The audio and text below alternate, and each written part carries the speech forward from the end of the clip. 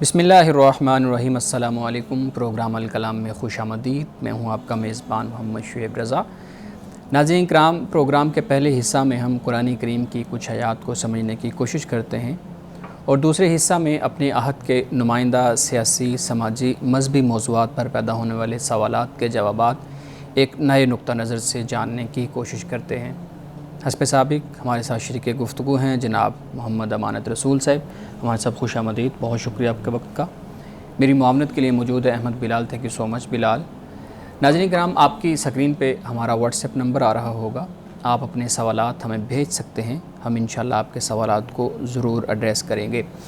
مانا صاحب، ہم گفتگو کر رہے تھے سورۃ الشعراء، اور سورۃ الشعراء میں اب جیسے پیغمبر اللہ رب العزت کی طرف سے جو بھیجے گئے ان کا مختصر ذکر یہاں پہ آ رہا ہے، تاکہ قریش کو یہ دکھایا جا سکے، یہ سمجھایا جا سکے کہ تم سے پہلے بھی لوگ اسی طرح سے انکار کرتے آئے ہیں، اور پھر اللہ رب العزت ان کے جو واقعات ہیں وہ تمہیں سنا رہا ہے تاکہ تم راہ راست پہ آ جاؤ۔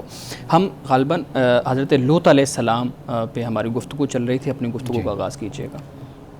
بسم اللہ الرحمن الرحیم۔ ہم نے کل آیت نمبر 164 تک بات کی تھی۔ جی جی۔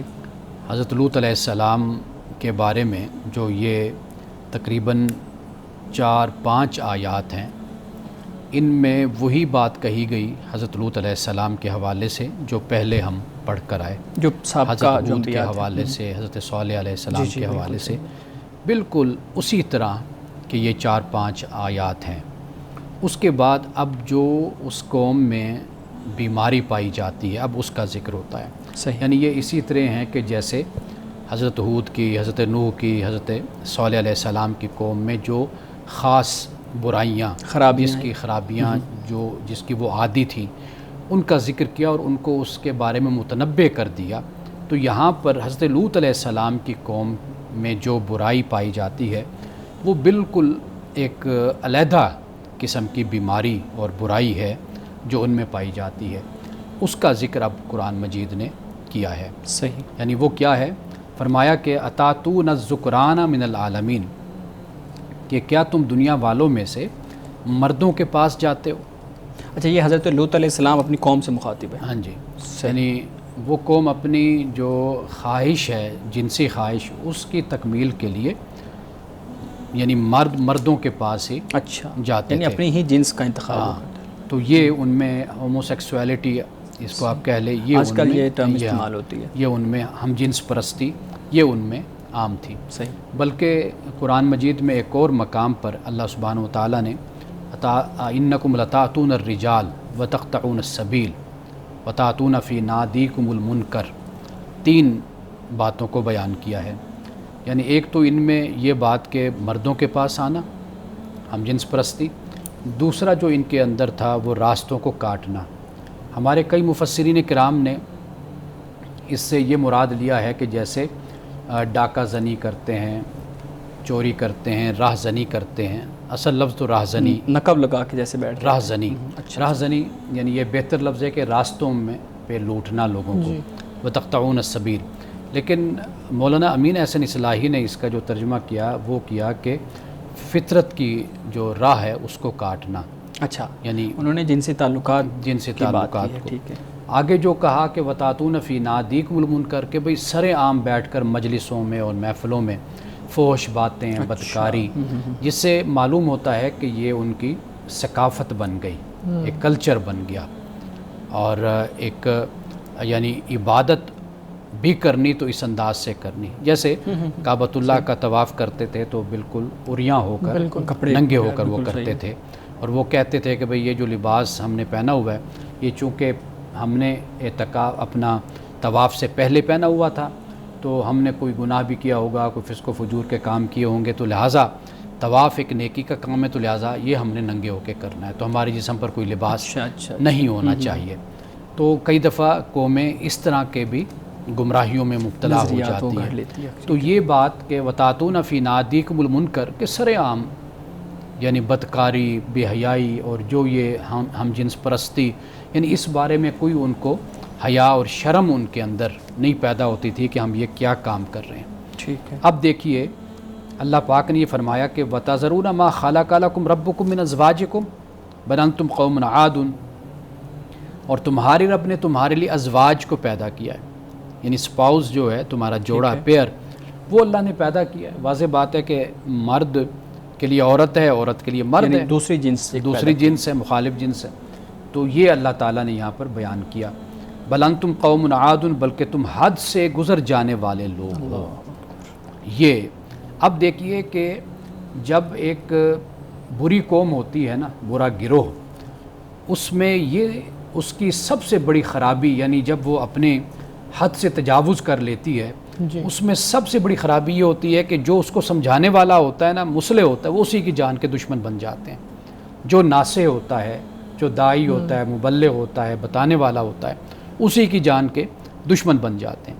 اب یہ یعنی ایک قوم کی مینٹیلٹی کو اگر آپ دیکھنا چاہیں، نفسیات کو، کہ یہ قوم یا یہ شخص برائی میں کہاں تک انوالو ہو چکا ہے، کھب چکا ہے، صحیح، آپ اس کو نصیحت کر کے دیکھ لیں۔ اگر وہ آپ کی بات کا جواب شرمندگی کے ساتھ دیتا ہے یا احساس کے ساتھ دیتا ہے، ایکسیپٹ کر لیتا ہے، یا ایکسیپٹ کر لیتا ہے کہ ہاں آپ کی بات ٹھیک ہے، واقعی یہ غلطی ہمارے اندر ہے، ہم اس کو درست کریں گے، یہ ایک لیول ہو جاتا ہے۔ لیکن دوسرا جب آپ سے آرگیو کرتا ہے، یہ اس سے اگلا سٹیپ ہو جاتا ہے، نہیں جو میں کر رہا ہوں یہ ٹھیک کر رہا ہوں، پھر آپ کی مخالفت پہ اتر آتا ہے، یہ اگلا قدم ہو جاتا ہے۔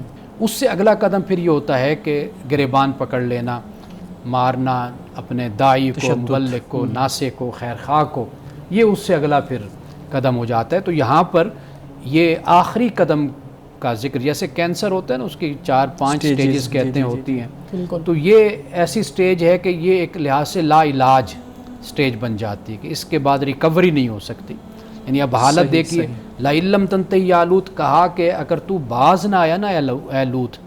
آپ یاد ذرا کریں حضرت شعیب علیہ السلام کو بھی قوم نے ایسے ہی کہا کہ بھئی ہم پتھروں سے تمہیں مار دیں گے، یا پھر یہ ہے کہ تم ہماری ملت پر جو تم دین ہے واپس اس پر آ جاؤ، یا پھر یہ ہے کہ چھوڑ جاؤ، اگر نہیں تو پھر ہم آپ کو پتھروں سے سنسار کر دیں گے۔ بالکل، وہاں پہ بھی وہ انتہا ہے اور یہاں پہ وہی بات۔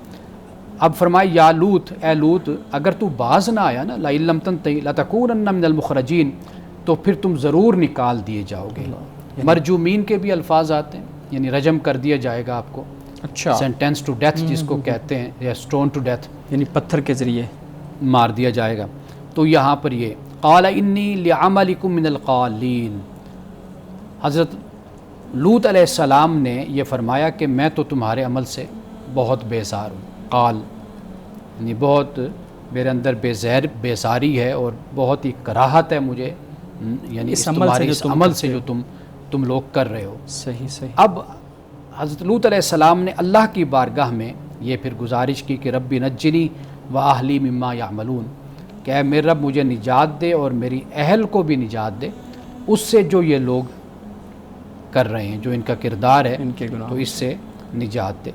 فنجیناہ واہلہ اجمعین، تو پھر ہم نے اس کو نجات دے دی اور اس کے جو اہل تھے ان کو بھی، گھر والوں کو، سب کو ہم نے نجات دے دی۔ حضرت لوط علیہ السلام، حضرت لوط علیہ السلام، یعنی اہل سے مراد یہاں پر کہ جو لوگ گھر کے ہی ہیں، لیکن اہل کا لفظ ایمان والوں کے لیے بھی استعمال ہوتا ہے، جو پیغمبر کے سچے متابعین ہوتے ہیں، یعنی وہ ملت جو ان کے ساتھ جڑی ہوتی ہے، پیروکار ہوتے ہیں، تو وہ بھی مراد لیے جاتے ہیں۔ تو یہاں پر جو تھوڑے سے افراد گھر کے بھی ہو گئے اور باقی جو مومنین ہیں، اتباع کرنے والے ہیں، تو ان کا بھی یہاں پر بیان ہو جاتا ہے۔ لیکن آخری آیت میں وہ یہ کہ الا عجوزا فی الغابرین، اور فرمایا کہ مگر وہ جو بڑھیا خاتون تھی نا، وہ نہیں، وہ رہنے والوں میں رہ گئی، جو پیچھے لوگ تھے ان میں وہ رہ گئی۔ وہ بڑھیا خاتون کون؟ حضرت لوط علیہ السلام کی بیوی، اچھا، جو خبریں دیا کرتی تھی، جو جاسوسی کیا کرتی تھی۔ یعنی ان کا بھی جو کردار ہے وہ ایمان والوں جیسا نہیں۔ ٹھیک ہے۔ حضرت لوط علیہ السلام کی بیوی اور حضرت نوح علیہ السلام کی جو بیوی ہے، یہ دونوں ایمان والی نہیں تھی، اور کافر نوح علیہ السلام کا بیٹا بھی نا، وہ قرآن بیان کرتا ہے کہ وہ پیچھے رہ جانے نوح والا علیہ السلام کا بیٹا بھی۔ صحیح۔ چلے ہم اس پہ سوالات لیتے ہیں بہت، پھر اس کے بعد چونکہ عذاب کا ذکر ہے تو کچھ سوالات کے بعد پھر ہم اس پر بات کر لیتے ہیں۔ جو آیات آپ تلاوت فرما رہے تھے، جن کا مفہوم بیان کر رہے تھے، یہ بہت گہری آیات ہیں. اوبویسلی قرآن پاک کی ہر آیت ایسی ہے کہ جس کے اوپر بہت زیادہ گفتگو ہو سکتی ہے, سیکھا جا سکتا ہے, لیکن اگر ہم دیکھیں تو یہ وہ مسائل ہیں جو ہمارے آج کے نوجوان جن کا شکار ہیں یا جن کو فیس کر رہے ہیں. بہت سے نوجوان چیزوں کو اور طرح سے سوچتے ہیں, پھر ان کو کچھ کو جوابات مل جاتے ہیں, کچھ کو جوابات نہیں ملتے. تو میں چاہوں گا کہ ہم کچھ جو ہے نا دیر اسی پہ گفتگو کریں جو آپ نے حضرت لوط علیہ السلام کی قوم میں جو برائی تھی اس کا ذکر کیا. اب یہ بتائیے گا کہ جب بھی ہم جنس پرستی کی بات کرتے ہیں, اسی تناظر میں چلیں اس کو سمجھ لیتے ہیں, تو پھر ہمارے ہاں ایک فطری غیر فطری یہ ڈیبیٹ شروع ہو جاتی ہے کہ یہ جی فطرت کے خلاف ہے, اور جو فطرت ہے وہ خدا نے انسان کی یوں رکھی ہے کہ وہ اپنی مخالف جنس کی طرف اٹریکٹ ہوتا ہے, اس کے ساتھ اپنا تعلق قائم کرتا ہے. لیکن جب ہم آج کے دور کے جو ہم جنس پرست ہیں ان کی بات کرتے ہیں تو وہ کہتے ہیں کہ یہ تو فطری ہے ہی نہیں, یہ تو انسان سیکھتا ہے, اس کے اندر فیلنگز آتی ہیں, وہ ہو سکتا ہے میل کی طرف بھی ہوں, وہ ہو سکتا ہے فیمیل کی طرف بھی ہوں. تو یہ جو آپ کہہ دیتے ہیں کہ خدا نے انسان کے اندر یہ فطری طور پہ رکھا ہے, یہ ایسا نہیں ہے. تو آپ اس جو معمہ ہے اس کو آپ اپنی رائے اس پہ دیجیے گا کہ یہ فطری چیز ہے, یہ تعلق, یا غیر فطری ہے. بنیادی بات یہ دو نظریے ہیں جن کو سمجھنے کی ضرورت ہے. جی. ایک نظریہ باخدا نظریہ ہے اور ایک بے خدا نظریہ ہے. اچھا. یعنی ایک گاڈ اورینٹیڈ ہے نظریہ اور دوسرا گاڈ اورینٹیڈ نظریہ نہیں ہے. صحیح. یہ سب سوالات یہاں سے پیدا ہوتے ہیں. جب مذہب یہ کہتا ہے کہ انسان کو اللہ تعالیٰ نے پیدا کیا ہے اور انسان کی رہنمائی کے لیے اللہ سبحانہ و تعالیٰ نے مختلف طریقے رکھ دیے ہیں, راستے رکھ دیے ہیں.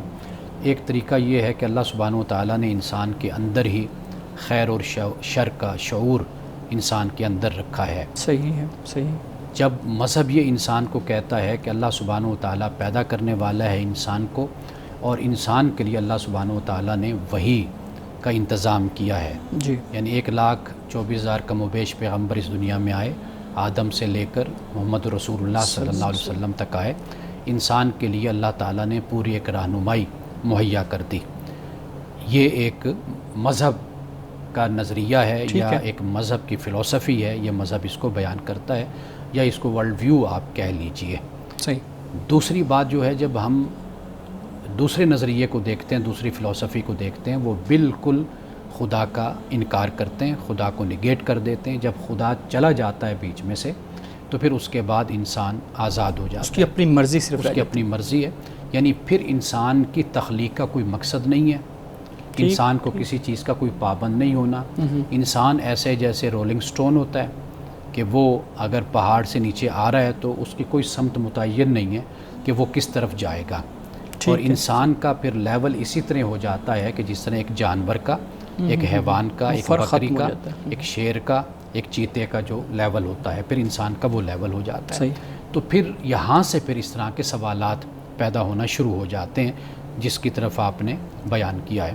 یعنی قرآن مجید نے اس کو شیطانی ایک عمل, یعنی اگر آغاز سے ہی ہم دیکھ لیجئے, ہم نے سورۃ الاعراف کو پڑھا, آپ دیکھ لیجئے کہ کس طریقے سے آدم کی تخلیق ہوئی, کس طریقے سے آدم کے شعور کا بیان قرآن پاک نے کیا, احساس کا بیان کیا کہ یہ جو آدم ہے یہ اپنے لباس کے بارے میں, اپنے شرم و حیا کے بارے میں حساسیت رکھتا ہے, حساس ہے, سینسٹیو ہے.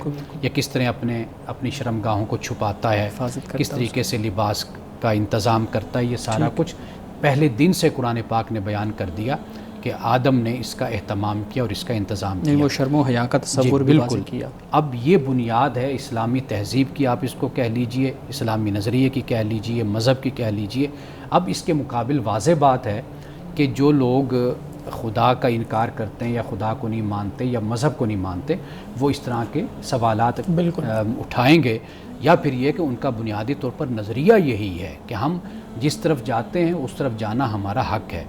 لیکن مذہب یہ کہتا ہے کہ انسان کبھی اپنی فطرت کو مسخ بھی کر بیٹھتا ہے. انسان کے اندر جو شیطانی جذبات ہوتے ہیں یہ انسان کو گمراہ بھی کرتے ہیں, غالب آ جاتے ہیں. انسان محدود ارادے کا مالک بھی ہے اور انسان گمراہ بھی ہو سکتا ہے, انسان بھٹک بھی سکتا ہے, اور یہ خطا اور یہ نسیان اور یہ غلطیاں انسان سے ہوتی ہیں. لیکن مذہب کی جو تعلیم ہے, جو وحی کی تعلیم ہے, جو خدا کی ذات ہے, وہاں پر کسی قسم کی خطا اور غلطی کا امکان نہیں ہے. یہ جب ہم کرائٹیریا بناتے ہیں, یہ معیار بناتے ہیں, یہ میزان بناتے ہیں, یہاں سے پھر اصل سفر شروع ہوتا ہے ایک مذہبی انسان کا، ایک اس انسان کا کہ جو مذہب سے کسی قسم کا کوئی تعلق نہیں رکھتا، وہ صرف اپنی ذات، اپنی نفسیات اور اپنے احساسات ہی کو سمجھتا ہے کہ یہ اس کی جو تسکین ہے، اس کی جو پیاس ہے یہ بجھنی چاہیے، اس پر کسی قسم کا کوئی غدغن، نہ مذہب کو اس کا حق پہنچتا ہے، نہ کسی کو پہنچتا ہے کہ کوئی اس پر پابندی لگائے۔ یہ بنیادی بات ہے، یہاں سے سارے پھر سوالات اور سارے مسائل شروع ہوتے ہیں۔ سر آپ نے یہ بتایا کہ مذہب ہمیں یہ بتاتا ہے کہ بعض اوقات انسان اپنی فطرت کو مسخ بھی کر بیٹھتا ہے، اس کا مطلب ہم جنس پرستی یہ انسان کی فطرت میں نہیں ہے، لیکن بعض اوقات انسان اپنی فطرت کو مسخ کر بیٹھے تو پھر اس طرح کے کاموں میں ملوث ہو جاتا ہے۔ تو میں یہ پوچھنا چاہتا ہوں کہ پھر یہ جو تصور ہے ہم جنس پرستی کا، یہ تصور آیا کہاں سے؟ کیا قوم لوط سے پہلے کا یہ ہے یا قوم لوط نے دیا؟ اگر قوم لوط نے بھی دیا تو ان میں یہ تصور کہاں سے پیدا ہوا؟ دیکھیے، پہلی بات کہ میں ذاتی اپنے مطالعے کی بنیاد پہ یہ بات کہہ رہا ہوں، ممکن ہے کہ میری غلطی ہو تو اصلاح بھی ہو سکتی ہے۔ علماء سنتے ہیں ہمارا پروگرام اور سامعین بھی سنتے ہیں، بہت پڑھے لکھے لوگ ہمارے پروگرام کو پسند کرتے ہیں، بالکل، تو وہ اصلاح بھی کر سکتے ہیں۔ میں ذاتی طور پہ سمجھتا ہوں کہ قرآن مجید نے جو یہ کہا ما سابقکم بہا من احد من العالمین، یعنی بطور ثقافت کے، بطور کلچر کے اور بطور ایک رسم کے اختیار کرنا، یہ اس کا آغاز حضرت لوط علیہ السلام کی قوم نے کیا۔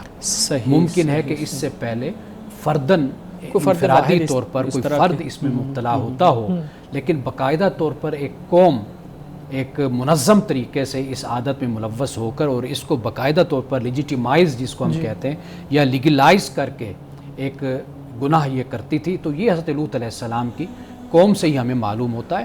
لیکن یہ بیماری، یہ برائی انفرادی طور پر، فرد کے طور پر یہ ایک علیحدہ چیز ہو جاتی ہے کہ ممکن ہے کہ پہلے بھی لوگ ایک فرد، دو بندے، چار پانچ، اور اس وقت ناپسند بھی اس کو کیا جاتا ہو لیکن لوگ چھپ کر یہ کرتے ہوں۔ لیکن حضرت لوط علیہ السلام کی قوم نے، جیسے قرآن پاک نے بیان کیا کہ یہ باقاعدہ طور پر ایک قوم نے اس کو ثقافتی بنیاد پر، آپ کہہ لیجئے، اس کو اجتماعی طور پر اس کو اختیار کر لیا تھا۔ ہمارے صاحب یہ بتائیے گا، آپ نے کہا کہ ایک دو نقطہ نظر آپ نے بیان کیا نا۔ اب ایک شخص ہے وہ کہتا ہے جی جنس کا انتخاب کرنا میرا حق ہے، مجھے کیا فیل ہو رہا ہے وہ میرا رائٹ ہے، میں اپنی فیلنگ کے مطابق اپنی جنس متعین کروں گا۔ اچھا، مذہب کو اس میں مداخلت کا کوئی اختیار نہیں ہے۔ میں اگر مذہب کو ساتھ رکھنا چاہتا ہوں تو مجھے اہل مذہب یہ کیوں کہتے ہیں کہ پہلے تم اپنی شناخت کو مذہب کے تناظر میں لے کے آؤ اور اس کے بعد پھر تم ایک مذہبی انسان کے طور پہ تسلیم کیا جاؤ گے؟ کیا ایسا ممکن ہے کہ ہم جنس پرست وہ اس ملک میں ہیں، وہ کسی دوسرے ملک میں ہیں، وہ کسی دوسری ثقافت میں ہیں، وہ جنسی طور پہ اپنے تعلقات اسی طرح سے رکھیں ہم جنس پرستی والی، لیکن وہ کہیں جی ہمارا فیتھ ہے، ہمارا عقیدہ ہے، ہم عبادت بھی کرتے ہیں، ہم جو بنیادی اصول ہیں مذہب کے، عبادات اور باقی چیزیں لے کے ان کو مانتے بھی ہیں، تو ہمیں ہماری شناخت کے اوپر قدغن کیوں لگائی جاتی ہے اور اس کی بنیاد پہ ہمیں مذہب سے کیوں نکالا جاتا ہے؟ سوال آپ اس پہ فوکس کیجئے گا، ایک شخص جو ہم جنس پرست بھی ہے لیکن ساتھ مذہب بھی رکھنا چاہتا ہے۔ اصل آپ بہت سارے سوالات ایک ہی گفتگو میں جمع کر لیتے ہیں۔ میں یہ گزارش کروں گا کہ اجتماعیت اور تہذیب جو ہوتی ہے نا، اس کو خطرہ صرف اس بات سے نہیں ہوتا کہ آپ نے کسی کی جان لے لی، کسی کی آبروریزی کر دی، چوری کر لی، ڈاکہ ڈال لیا، اس سے صرف خطرہ اجتماعیت کو نہیں ہوتا، صحیح، دوسرے خطرات بھی اجتماعیت کے ہوتے ہیں۔ مذہب کو اس پر بھی فوکس کرنا ہے، مذہب وہ بھی اس پر بھی توجہ کرتا ہے۔ مثال کے طور پر آپ دیکھیے کہ مذہب ایک انسانی معاشرہ جب قائم ہوتا ہے ایک جگہ پر، اس کو احکام دیتا ہے، حکم دیتا ہے۔ اب وہاں پر انسان کا انسان سے تعلق کا معاملہ بھی بنتا ہے۔ اب وہ جائز کیسے ہو سکتا ہے، اس کے مستقبل پر اثرات کیسے ہو سکتے ہیں، آپ کی اجتماعیت کیسے متاثر ہو سکتی ہے، آپ کا خاندان کیسے متاثر ہو سکتا ہے، آپ کا اپنا مرد اور عورت کا جو فنکشن ہے جو خدا نے جس مقصد کے لیے پیدا کیا، وہ طریقہ کار کیا ہو سکتا ہے، یہ ساری چیزیں مذہب اس بارے میں ہمیں آگاہ کرتا ہے۔ یعنی آپ اس کو اتنی معمولی بات لے لیتے ہیں کہ میں کوئی جانور ہوں کہ میری ایک جنسی خواہش ہے اور میں نے وہ پوری کرنی ہے، ٹھیک ہے جی، مجھے ہم جنس اپنے جیسا کوئی مل جائے، کوئی مجھے دوسرا مل جائے، میں نے یہ اپنی خواہش کو پورا کرنا ہے۔ ہم انسان کو اگر اس سطح پہ، حیوانی سطح پر لائیں گے تو پھر بے شک آپ اس پر ڈیفینڈ بھی کیجئے، اس کو جسٹیفائی بھی کیجئے، لیکن جب آپ یہ دیکھتے ہیں کہ آپ نے ایک خاندان پیدا کرنا ہے، آپ میاں بیوی ہیں، آپ کے بچے پیدا ہونے ہیں، آپ نے اپنے معاشرے کے پورے نظام کو لے کر چلنا ہے، ایسے نفسیات رکھنے والے لوگ، ان کا باقاعدہ طور پہ علاج ہونا چاہیے، ان کا چیک اپ ہونا چاہیے۔ ہم یہ نہیں کہتے کہ کوئی آپ ان کو نعوذ باللہ پکڑ کر سزائیں دینا شروع کر دو، میں یہ کہتا ہوں کہ یہ عذر ہے، ایک ممکن ہے کہ ان کے جسمانی طور پر کوئی معاملہ ہو، کوئی نفسیاتی طور پر معاملہ ہو، تو ان کی اصلاح ہونی چاہیے، ریہیبلیٹیشن ہونی چاہیے، لیکن آپ دیکھیں نا، آپ ایک چیز کو متاثر کر رہے ہیں، آپ اپنے پورے سسٹم کو ڈیمیج کر رہے ہیں صرف اس بنیاد پر چونکہ میری یہ خواہش ہے تو لہٰذا میں نے یوں کرنا ہے۔ تو بھئی آپ کی خواہش ہے، لیکن بات یہ ہے کہ آپ یہ دیکھیے کہ آپ پورے معاشرے کو، پورے ایک نظام کو، جو ایک انسانی نظام ہے، آپ اس کو بالکل اس کی جو جسے آپ کہیں کہ اس کے ایک پوری کایا پلٹ والا مسئلہ بن جاتا ہے، اس کا مقصد ہی ختم کر رہے ہیں، سارا ختم کر رہے ہیں صرف ایک نفسانی خواہش کی بنیاد پر کہ بس میری یہ خواہش ہے، میں جو چاہوں میں کروں۔ تو میرا خیال ہے کہ اس پر ان لوگوں کو توجہ کرنی چاہیے، سمجھنا چاہیے۔ صحیح صحیح سر، بہت سے اسکالرس کی طرف سے یہ کہا جاتا ہے، آپ نے بھی بریک سے پہلے بیان کیا کہ یہ معاشرہ اور اس کا نظم چلانا، میاں بیوی کی صورت میں ایک خاندان چلانا ایک پورا انسٹیٹیوشن ہے، لیکن گیز کمیونٹی بھی ایک بہت بڑی کمیونٹی بن چکی ہے، یعنی کوئی 2-4 لوگوں کی بات نہیں ہے، وہ ایک بہت بڑی جماعت ہے اور بہت ملکوں میں کام کر رہی ہے۔ ان کی طرف سے یہ موقف جب اپنایا جاتا ہے کہ یہ آپ لوگوں کا ایک بڑا غیر مطلب ضروری سا فیصلہ ہے کہ میاں بیوی شاید صرف بچے پیدا کرنے کے لیے دنیا میں آئے ہیں، ان کو اور کوئی کام نہیں ہے، مطلب بچے ہی پیدا کر، اگر شوہر مطلب لڑکا لڑکے کے ساتھ خوش ہے اور وہ خاندان ایک پورا چلا سکتا ہے بغیر بچوں کے بھی، تو ان کو اس میں کیا حرج ہے، وہ اپنی خواہش بھی پوری کر رہے ہیں۔ تو یہ جو ایک اعتراض ہے اس کا آپ جواب اور اگر ان کو بچے بھی چاہیے تو اور طریقے ہیں بچے پیدا کرنے کے، اور بہت زیادہ طریقے بتاتے ہیں۔ دیکھیے، اگر غلط راستے پر چلنے والے عرب میں بھی ہو جائیں نا، اربوں میں، جی یعنی کروڑوں میں نہیں اربوں میں ہو جائیں، ہم اقلیت میں بھی ہوں تو ہم حق پر جو سچ اور صحیح بات ہے دین کی، اللہ کے، اسلام کی، ہم اس پر عمل کریں گے۔ بے شک ہمیں اس سے غرض کوئی نہیں ہے کہ اب وہ میجورٹی میں ہو گئے ہیں۔ آپ مجھے بتائیے کہ غلط کام کرنے والے دنیا میں کتنے ہوں گے؟ بہت بڑی تعداد ہوگی، ڈاکے ڈالنے والے، چوری کرنے والے۔ اب اس کی بنیاد پر تو کسی چیز کو بھی لیگلائز نہیں کیا جاتا نا، لیجیٹیمائز نہیں کیا جاتا۔ جو غلط کام ہے وہ بنیادی طور پر وہ غلط کام ہے، لیکن وہ ڈاکہ ڈالنا اور طرح کا غلط کام ہے۔ اگر کوئی شخص مذہب کی روشنی میں ڈاکے سے زیادہ خطرناک یہ کام ہے، بالکل دین اسلام کی روشنی میں آپ نے سب سے زیادہ خطرناک یہ چیز ہے۔ یعنی ڈاکہ کیا ہے؟ آپ نے کسی کا مال لوٹ لیا، چوری کر لی، اس کے اثرات اتنے بھیانک اور خطرناک اس کے اثرات نہیں ہیں کہ جتنے اس کے اثرات ہیں۔ اس کے وقتی اثرات ہیں ڈاکے کے، چوری کے، لیکن یہ جو معاملہ ہے اس کے دیر لانگ ٹرم جو ہے نا، آپ جن معاشروں میں یہ چیزیں ہیں، آپ ان معاشروں کا ذرا مطالعہ کر کے دیکھ لیجئے۔ آپ کو ہر چمکتی چیز آپ سمجھتے ہیں سونا ہوتی، تو سونا نہیں ہوتی۔ بالکل ٹھیک ہے کہ انہوں نے دیگر ذرائع سے اور دیگر ضابطوں سے اپنے معاشروں کو کسی حد تک سنبھالا ہوا ہے، معاشی استحکام ہے، سیاسی استحکام ہے، سائنس اور ٹیکنالوجی کی ترقی اور عروج ہے، وہ اپنی جگہ پر ہے کہ لیکن اگر آپ ان معاشروں میں جا کر رہ کر دیکھیں گے تو آپ کو یہ مسائل وہاں پر بہت بڑے نظر آئیں گے، جی۔ اور وہاں کے خاندانی جو مسائل ہیں اور جس طریقے سے خاندان متاثر ہوتے ہیں اور جس طریقے سے یہ صورتحال وہاں پر بگڑتی چلی جا رہی ہے، وہ کوئی دنیا سے پوشیدہ بات تو نہیں ہے۔ بالکل۔ تو یہ تو آپ ایک بات کر رہے ہیں دین کی، آپ فطرت سے بھی جب بغاوت کرتے ہیں تو اس سے بھی آپ کو مسائل کا سامنا کرنا ہوتا ہے اور بہت بھیانک اور خطرناک نتائج اس کے سامنے آتے ہیں۔ صحیح۔ مولانا صاحب، آخری سوال اس حوالے سے میں آپ کے سامنے رکھتا ہوں۔ وہ کہتے ہیں جی، ایک اعتراض یہ ہوتا ہے کہ ٹھیک ہے آپ کو اس چیز پہ اعتراض ہے نا کہ ہم جنسی تعلقات نہ قائم کریں، 2 خواتین یا 2 مرد ہم جنس جو ہیں، ہم یہ بھی نہیں کرتے۔ 2 لوگوں کو اکٹھے رہنے کا حق کیوں نہیں ہے؟ اگر ایک مرد دوسرے مرد سے نکاح کرنا چاہتا ہے اس بنیاد پہ کہ وہ اکٹھے رہیں گے اور اس کے بعد ڈویژن آف لیبر کریں گے کہ یہ والا شخص گھر کے کام کرے گا، یہ والا کما کے لائے گا اور بچے ہم کسی تیسری صورت میں پیدا کروا لیں گے، تو اس چیز کو بھی آپ غلط کیوں کہتے ہیں؟ آپ ان چیزوں سے، ان لوگوں سے نفرت کیوں شروع کر دیتے ہیں؟ اس چیز کا کیا ہے؟ بنیادی بات میں نے اپنی گفتگو کے آغاز میں آپ کے سامنے مذہب کا فلسفہ میں نے آپ کے سامنے رکھ دیا۔ بالکل، آپ سارے مسائل اسی روشنی میں ہی آپ دیکھتے چلے جائیں۔ یعنی یہ کتنی بڑی بات ہے، آپ یہ کہیں کہ مرد مرد سے نکاح کرے، یعنی وہ نکاح کا اصل مقصد کیا ہے؟ پہلے اس کو آپ سامنے رکھیے، قرآن مجید نے، دین نے، مذہب نے آپ کو جو نکاح کا مقصد بتایا ہے اس میں مرد کا تعلق بنتا ہے یا مرد یا عورت کا تعلق بنتا ہے؟ بالکل پہلے تو اس بات کو دیکھیے. اچھا پھر مرد اور عورت کا تعلق مذہب بیان کرتا ہے، وہ کیوں بیان کرتا ہے؟ وہ اس لیے بیان کرتا ہے کہ تاکہ ایک صحت مند معاشرہ وجود میں آئے، ایک اچھا خاندان وجود میں آئے. اگر آپ اس طریقے سے اپنی فطری ذمہ داریوں سے اگر آپ بغاوت کرتے چلے جائیں گے اور ہٹتے چلے جائیں گے تو آپ مجھے بتائیے یورپ کو کتنے مسائل کا سامنا ہے. یعنی انہی باتوں کی وجہ سے وہاں پر آبادی کم ہو رہی ہے. یعنی لوگ شادی کی طرف آنے کے بجائے، نکاح کی طرف آنے کے بجائے وہ دوسرے ذریعے سے اپنی اس خواہش کو پورا کرنے کی کوشش کرتے ہیں. اور وہاں پر کس طرح کا کلچر پیدا ہو رہا ہے اور اسی کی جھلک اب ہمارے ہاں بھی نظر آنا شروع ہو گئی ہے نوجوانوں کے اندر. بات یہ ہے کہ آپ جب اس سے بغاوت کریں گے، اس سے روگردانی کریں گے تو آپ کو شدید قسم کے مسائل کا سامنا کرنا پڑے گا. پھر ممکن ہے کہ اس وقت اس پچھتاوے پر آپ کے پاس وقت بھی واپسی کا نہ ہو. تو لہٰذا یہ جو بنیادی باتیں ہیں جو مذہب ہمیں دیتا ہے، دین دیتا ہے، خدا کا تصور دیتا ہے، اس کے ساتھ ہی ہمیں جینا ہے اور اسی کے ساتھ ہی ہمیں مرنا ہے. صحیح. مولانا صاحب میرے خیال میں یہاں تک آیات رکھتے ہیں اور اس کے بعد پھر ہم آگے چلیں گے. جی بلال صاحب آپ کے پاس کیا سوالات ہیں؟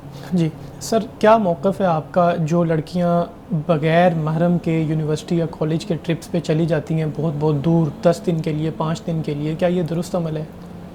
اس میں بنیادی بات جو اہم ہے نا وہ ہے عورت کی عزت، آبرو، جان مال کی حفاظت، اس کی گارنٹی. یہ بنیادی چیز ہے. رسول اللہ صلی اللہ علیہ وسلم نے جب منع فرمایا تھا یا آپ نے کچھ شرائط بیان فرمائی تھی تو علماء نے، فقہاء نے اس بات کو بیان کیا ہے کہ اس وقت حالات ایسے تھے، ریگستان، صحرا، سفر محفوظ نہیں ہوا کرتا تھا، قیام محفوظ نہیں ہوا کرتا تھا. تو لہٰذا عورتوں کو اس بات کا حکم تھا کہ اپنے ساتھ محرم کو لے کر جائیں. بنیادی بات اتنی ہے کہ اگر عورت کی عزت، اس کا جان، اس کے مال، اس کے آبرو اگر محفوظ ہے تو وہ سفر کر سکتی ہے اور قیام بھی کر سکتی ہے. وہ چھوٹا ہو بڑا ہو، جو یہ بنیادی بات ہے، اس کو ذہن میں رکھنا چاہیے. ایک سب سے بڑا خدشہ جو ویمن کمیونٹی پر لگایا جاتا ہے، ایک دھبا بھی آپ اسے کہہ سکتے ہیں، ایک جنرل اوپینین ہے کہ خواتین شاید وہ گھر والوں کو دھوکہ دے کر کسی اور لڑکے کے ساتھ کہیں بھاگ جانا، چلے جانا، یہ کام بہت دیکھنے کو ملتا ہے پاکستان میں بھی خاص طور پہ. تو اس کی وجہ سے پھر وہ خواتین جو پڑھنا چاہتی ہیں، باہر جانا چاہتی ہیں، وہ بھی متاثر ہوتی ہیں. اس چیز کو کس نظر سے دیکھنا چاہیے والدین کو، پیرنٹس کو، اساتذہ کو؟ دیکھیے واضح بات ہے کہ اس کا تعلق ایک انتظامی صورت سے بن جاتا ہے نا. والدین اپنی بچیوں کو اگر باہر بھیجتے ہیں تو وہ مکمل اس کا انتظام کریں، کس طریقے سے انہوں نے بھیجنا ہے. اور کئی دفعہ بھائی ساتھ ہوتا ہے، کبھی باپ ساتھ ہوتا ہے، کبھی اپنا کوئی رشتہ دار ہوتا ہے، باہر ہوتا ہے.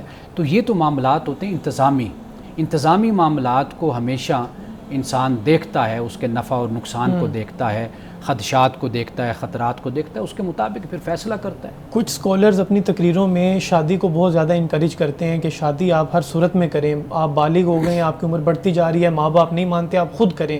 بے شک وہ لڑکوں کے لیے کہتے ہوں لیکن ان سے انسپائر ہو کے لڑکیاں یہ قدم اٹھا رہی ہیں. ان سکولرز کو آپ کیا کہنا چاہیں گے؟ دیکھیے میں سمجھتا ہوں کہ یہ بات بہت حد تک ٹھیک ہے. یعنی اس حوالے سے کہ جب انسان کو اس بات کا خطرہ ہوتا ہے، انسان ایسے معاشرے میں ہو کہ جہاں پر خدشہ ہو کہ انسان بدی میں، برائی میں ملوث ہو سکتا ہے، تو نکاح سب سے اچھا طریقہ ہے. رسول اللہ صلی اللہ علیہ وسلم نے بھی اس کی تاکید فرمائی، قرآن میں بھی اس بات کو بیان کیا گیا. اور یہ حدیث میں نے کئی موقعوں پر پروگرام میں بیان کی ہے کہ آپ نے نوجوانوں سے خطاب کرتے ہوئے یہ فرمایا تھا کہ بھئی نکاح کرو اگر تم استطاعت رکھتے ہو. واضح بات ہے، گھر چلانا ہے، خاندان چلانا ہے، استطاعت رکھتے ہو. کیوں؟ اس لیے کہ یہ نگاہ میں شرم کا ذریعہ بنتا ہے نکاح، اور عفت کی حفاظت کا، شرمگاہ کی حفاظت کا ذریعہ بنتا ہے. فرمایا کہ اگر نہیں تم استطاعت رکھتے تو پھر روزے رکھو، اس لیے کہ روزے تمہاری نفسانی خواہش کو توڑتا ہے روزہ. یہ آپ نے فرمایا. تو لہٰذا میں بھی اسی کو ہی سیکنڈ سپورٹ کرتا ہوں. لیکن وہ جو رسول اللہ نے فرمایا استطاعت، ان حالات کو ضرور پیش نظر رکھنا چاہیے. صحیح. سر پاکستان میں گدھوں کی افزائش نسل کی جاتی ہے.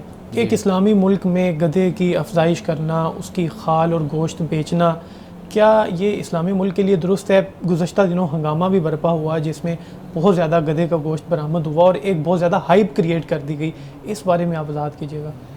سب سے پہلے تو آپ یہ سمجھیے کہ قرآن مجید نے کن چیزوں کو حرام قرار دیا کھانے میں۔ جی وقت ہے تو ذرا تفصیل سے اس کا جواب دے دوں۔ جی ضرور۔ اچھا، 4 چیزیں قرآن پاک نے بیان کی ہیں۔ سب سے پہلے کیا بیان کیا اللہ پاک نے کہ میتہ یعنی مردار جسے ہم کہتے ہیں، یعنی ڈیڈ، کوئی جانور مر گیا تو ذبح نہیں کیا اس کو، تو وہ مر گیا، تو ایک تو وہ جیسے ہے وہ حرام ہے، مردار، ٹھیک۔ دوسرا قرآن پاک نے بیان کیا دم، خون، جی یہ بھی حرام ہے۔ تیسرا بیان کیا لحم الخنزیر، سور کا گوشت۔ چوتھا بیان کیا وما اہل بہ لغیر اللہ، کہ جس پر اللہ کا نام نہیں لیا جاتا، غیر اللہ کا نام یعنی ذبح کرتے ہوئے ذبح کیا جاتا ہے، تو وہ بھی حرام۔ یہ 4 چیزیں قرآن مجید نے بیان کی ہیں۔ صحیح۔ باقی اس کے علاوہ 3 وجہیں ہوتی ہیں کہ جس بنیاد پر ہم کسی چیز کے کھانے میں کراہت محسوس کرتے ہیں، کسی جانور کے کھانے میں۔ یعنی ایک جو کراہت کی وجہ ہوتی ہے وہ طبعی ہوتی ہے، یعنی ہماری طبیعت نہیں چاہتی۔ حضرت یعقوب علیہ السلام اونٹ کا گوشت پسند نہیں فرماتے تھے، رسول اللہ صلی اللہ علیہ وسلم بھی ایک غالباً گو ہے، آپ اس کو نہیں پسند فرماتے تھے، جنگلی چھپکلی شاید اس کو کہتے ہیں، جنگلی، وہ آپ نہیں پسند کرتے تھے۔ جب کوئی اس طرح کا گوشت آتا تو آپ آگے بڑھا دیا کرتے تھے، صحابہ کھا لیا کرتے تھے، ٹھیک ہے نا۔ یہ ایک طبعی بات ہوتی ہے، آپ کا میرا بہت سے لوگ ہیں جن کا دل نہیں کرتا کوئی خاص چیز کھانے کو، گوشت کھانے کو، تو ہم نہیں کھاتے، پوچھ لیتے ہیں بھئی یہ کس کا بنا ہوا ہے۔ اسی طرح طبعی یہ ہو گئے۔ ایک ہوتی طبقاتی کراہت ہوتی ہے، ہم ایک خاص طبقے میں، مختلف طبقے ہوتے ہیں، ان میں کسی چیز کو پسند کیا جاتا ہے، کسی چیز کو پسند نہیں کیا جاتا۔ تیسری چیز ہوتی ہے جسے قومی کراہت ہم کہتے ہیں۔ اب ایک چیز ہے جو چائنا کی جو قوم ہے وہ کھاتی ہے، بالکل، ہمارے ہاں اس کو پسند نہیں کیا جاتا، ہم نہیں کھاتے، ٹھیک ہے۔ اب یہ 4 چیزیں، اس کے علاوہ جو کچھ بھی ہے نا، وہ یا تو طبقاتی ہے، یا وہ قومی ہوتی ہے، یا وہ طبعی ہوتی ہے۔ صحیح، ٹھیک ہے۔ ہمارے فقہاء نے، ائمہ نے اس پر تحقیق کی، اس پر ریسرچ کی، اگر اس کو بھی آپ دیکھیں گے تو وہاں پر بھی آپ کو اختلاف ملے گا، مذہبی پابندی نہیں ہے۔ ہاں، یعنی کہ قرآن نے اس کو حرام قرار نہیں دیا۔ جی اچھا، اب آپ آ جائیے اس طرف، یہ گدھوں کی طرف آ جائیے کہ اس کا کیا معاملہ ہے۔ اس کے بارے میں قرآن واضح بات ہے کہ خاموش ہے، میں نے آپ کو بتا دیا کہ بھئی یہ چیزیں حرام ہیں۔ اب خود صحابہ کرام کا بھی اس پر اختلاف ہے، یعنی حضرت عبداللہ ابن عباس اس کو حلال کہتے ہیں۔ حلال کہنے کی وجہ کیا ہے کہ رسول اللہ صلی اللہ علیہ وسلم نے غالباً خیبر کے موقع پر جب یہ کہا کہ بھئی یہ نہیں کھانا، اس وقت جو صحابہ نے جو قدم اٹھا لیا تھا وہ یہ تھا کہ ابھی مال غنیمت تقسیم نہیں ہوا تھا، اور گدھوں کو ذبح کر کے ان کو پکا لیا، دیگچے جیسے ہوتے ہیں چڑھا دیے، پک رہے، تو رسول اللہ نے فرمایا کہ یہ حرام ہے، ان کو پھینک دو۔ تو اب حضرت عبداللہ ابن عباس کہتے ہیں کہ یہ کہنے کی وجہ کیا تھی؟ وجہ یہ تھی کہ مال غنیمت ابھی تقسیم نہیں ہوا تھا، تو تقسیم ہونا یہ ضروری ہوتا ہے، کیوں؟ اگر یہ نہ ہو تو یہ ظلم والی بات، وجہ وہ نہیں تھی جو کسی کے ساتھ زیادتی ہو سکتی ہے، ناانصافی والی صورت۔ عبداللہ ابن عباس یہ کہتے ہیں، اور رسول اللہ نے اسی موقع پر غالباً سوم، جس کو کہتے ہیں عربی میں تھوم، لہسن، اس کو بھی کھانے سے منع کیا، یعنی کیوں؟ مسجد میں آؤ تو منہ سے بو آتی ہے، لیکن پکا کر لوگ پھر اس کو ہنڈیا میں استعمال تو کر لیتے، بالکل، تو لہٰذا استعمال ہوا۔ اچھا، عبداللہ ابن عمر رضی اللہ تعالیٰ عنہ، ان کی رائے یہ ہے کہ یہ حرام ہے۔ اچھا، اسی بنیاد پر ہی حضرت امام اعظم ابو حنیفہ رحمۃ اللہ تعالیٰ علیہ اور غالباً شافعی اور مالک، ان کے نزدیک بھی یہی ہے، یا امام اوزاعی بھی ہیں، ان کے نزدیک یہی جو پالتو گدھا ہوتا ہے، گدھا، ڈونکی، یہ جو ہے یہ حرام ہے ان کے، یہ جو ہمارے ہاں ملتا ہے۔ ہاں، ٹھیک ہے۔ لیکن بہت سے جانور ایسے کہ جن پر بڑا شدید اختلاف ہے، آپ حیران ہوں گے، امام لیث کے نزدیک بلی حلال ہے، بالکل بالکل، امام مالک کے نزدیک سانپ حلال ہے، بالکل استعمال یعنی کھایا جا سکتا ہے، اور اسی طرح امام شافعی کے نزدیک جو درندے جھپٹ پڑتے ہیں، گوشت کھاتے ہیں، جی، یعنی شکار کرتے ہیں، کھاتے ہیں درندے، وہ امام شافعی کے نزدیک وہ حرام ہے، جی، ٹھیک ہے۔ اب یہ اختلاف کیوں ہوا؟ اس اختلاف کی وجہ یہ ہے کہ آگے جا کر اجتہاد کیا انہوں نے، ان کی تحقیق تھی، ان کی ریسرچ تھی، ان کے مطابق انہوں نے اس پر فتویٰ دیا، یہاں پر اختلاف آ جاتا ہے علماء میں، فقہاء میں۔ اب آپ کا جس طرف رجحان جاتا ہے، طبیعت جاتی ہے، آپ اس کے مطابق چل سر سکتے ہیں۔ آپ کے جواب سے تو یہ لگتا ہے کہ اگر کوئی شخص گدا کھا لے تو کوئی اتنی بڑی بات نہیں ہے، لیکن ہمارے ہاں تو بہت زیادہ ہائپ کریٹ کر دی جاتی ہے، باقاعدہ پورا ٹرول کیا جاتا ہے، یعنی اس لاہوریوں کو کے جرم سمجھا جاتا ہے۔ ابھی لاہوریوں کو کیا جاتا تھا، اسلام آباد سے برآمد ہوا ہے تو اب اسلام آباد کو لوگ کہتے ہیں تمہارا ٹانگیں مارنے کو تو دل نہیں کرتا، یہ نہیں کرتا، تو یہ جو ایک تصور ہے یہ کیوں کہا جاتا ہے؟ یہ لوگوں کا ایک جیسے کہتے ہیں تفنن تباہ کے لیے یہ لوگ مذاق کرنے کے لیے اس طرح کی باتیں بیان کرتے ہیں، لیکن اصل جو بات ہے وہ میں نے آپ کے سامنے رکھی ہے کہ یہ ایک قومی کراہت بن جاتی ہے، یعنی ہمارے ہاں اس چیز کو پسند ہی نہیں کیا جاتا کہ ہم اس کو استعمال کریں۔ مثلا گھوڑا ہے وہ حلال ہے۔ اچھا ایک اور پہلو بھی سامنے رکھ لیجئے، قرآن پاک نے والخیل والبغال والحمیر کا ذکر کیا، ترکبوہا کہ گھوڑا، خچر اور گدھا یہ اللہ تعالیٰ نے سواری کے لیے ان کو پیدا کیا، بنایا ہے، تم ان پر سواری کرتے ہو۔ تو واضح بات ہے کہ ان چیزوں کو اس لیے نہیں کھایا گیا عام طور پر ایک معاشرے میں، ایک قوم میں، کیونکہ یہ سواری کے لیے کام آتے تھے۔ لوگ اگر اپنے گھوڑے، خچر یا گدھے کھانے لگ جائیں تو واضح بات ہے پھر وہ سواری کس پر کریں گے؟ سر آخر میں ایک جملہ کہنا چاہوں گا، اگر کوئی شخص اس کا مطلب گدھا کھا بھی لے تو اسے اطمینان رکھنا چاہیے کہ میں نے کوئی بہت بڑا جرم یا کوئی غیر مذہبی غیر اسلامی کام نہیں کر دیا۔ بات یہ ہے کہ اس سے پہلے اس کو یہ غور کرنا چاہیے کہ میں حرام کمائی تو نہیں کرتا۔ جی ہاں ہم اس پر تو بڑا زور دیتے ہیں کہ ابھی گدھا کھایا نہیں کھایا، گھوڑا کھایا نہیں کھایا، اس پر کبھی ہم نے توجہ کی ہے؟ جو کرپشن، بدعنوانی، جھوٹ فریب سے اور 2 نمبری کر کے ہم پیسے کماتے ہیں، ان ساری برائیوں کو یہ حرام میں صرف یہ 4 چیزیں نہیں آتی، حرام میں یہ بھی آتا ہے جو ہم جی بالکل غلط طریقے سے روزانہ پیسہ کی بنیاد کماتے پہ ہیں۔ کر رہے ہاں، ہوتے ہیں۔ تو اس پر بھی توجہ کریں۔ صحیح۔ مولانا صاحب حدیث مبارکہ بیان کیجیے گا۔ رسول اللہ صلی اللہ علیہ وسلم نے فرمایا کہ تم میں سے کوئی اپنے مسلمان بھائی کی آنکھ میں تنکا بھی دیکھ لیتا ہے اور اپنی آنکھ کے شہتیر کو بھول جاتا ہے، یعنی ہمارا رویہ کیا ہوتا ہے کہ ہم اپنی بڑی سی بڑی غلطی پر پردہ ڈالیں گے، اس پر کبھی غور نہیں کریں گے کہ ہم اپنی اصلاح کریں، لیکن دوسرے کی چھوٹی سی بات ہمیں مل جائے گی اور اس کو پھر ہم پروپیگنڈا بھی کریں گے، اس کو پھیلائیں گے اور اپنے مسلمان بھائی کو ہم بدنام کریں گے، اس کے اس غلطی پر، خطا پر ہم پردہ نہیں ڈالیں گے۔ ناظرین کرام، اس دعا کے ساتھ اپنے پروگرام کا اختتام کریں گے۔ اللہ رب العزت حسن کلام اور تاثیر کلام عطا فرمائے، ہماری زبان کے گروں کو کھول دے اور سننے والوں تک خیر کا پیغام پہنچے۔ اجازت دیجیے، خدا حافظ۔